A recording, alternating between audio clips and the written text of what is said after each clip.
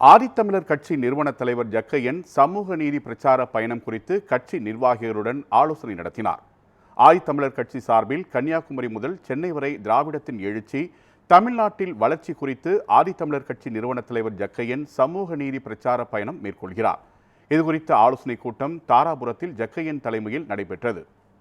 அப்போது சட்டமன்ற தேர்தலில் போட்டியிடுவதற்காக வாய்ப்பு வழங்க வேண்டும், திமுக அரசை மீண்டும் ஆட்சியில் அமர வைக்க வேண்டும் என்பது குறித்து ஆலோசனை நடத்தப்பட்டது.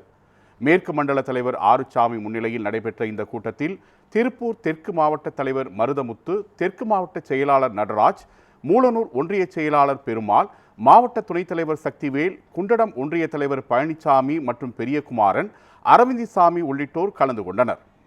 கடந்த நவம்பர் 21 முதல் தொடர்ச்சியாக திராவிடத்தின் எழுச்சி, தமிழ்நாட்டின் வளர்ச்சி என்கிற சமூக நீதி பரப்புரை பயணத்தை மேற்கொண்டு வருகிறோம்.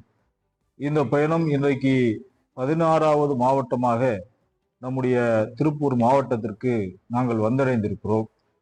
இந்த பயணத்தினுடைய அனுபவங்களின் மூலமாக மக்கள் மத்தியில் நாங்கள் சென்று பரப்புரையில் உண்மையாகவே இந்த திராவிட மாடல் ஆட்சிக்கு ஒரு மிக சாதகமான ஒரு சூழ்நிலை இருப்பதை நாம் கண்கூடாக பார்க்க முடிகிறது.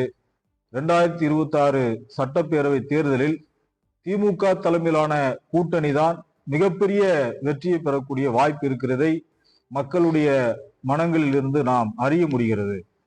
மரியாதைக்குரிய முதல்வருடைய பல்வேறு நலத்திட்டங்கள், குறிப்பாக மகளிருக்கான உரிமை தொகையாகட்டும் அல்லது நான் முதல்வன் திட்டமாக இருக்கட்டும், பெண் கல்விக்கு ஊக்குவிக்கின்ற வகையில 1000 ரூபாய் உதவித்தொகை கொடுப்பதாக இருக்கட்டும், இப்படியான பல திட்டங்கள், குறிப்பாக மாணவர்களுக்கு காலை உணவு திட்டம், இது எல்லாமே இன்றைக்கு மக்கள் மத்தியில ஒரு மிகப்பெரிய வரவேற்பை பெற்றிருப்பதை நாம் கண்கூடாக பார்க்க முடிகிறது.